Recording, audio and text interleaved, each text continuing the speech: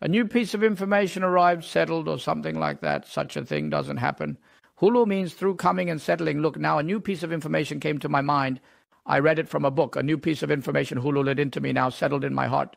I spoke from here, it entered your ear. From your ear, it went into your heart, into your mind.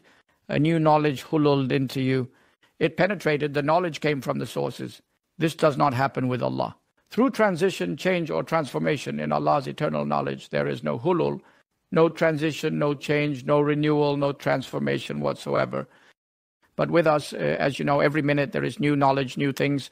What we thought was correct turns out to be wrong, or something we thought was wrong surprises us, as I didn't know that. Constant changes are happening because the causes are changing. We import knowledge from the outside. Allah himself is the source of knowledge. Knowledge is his attribute.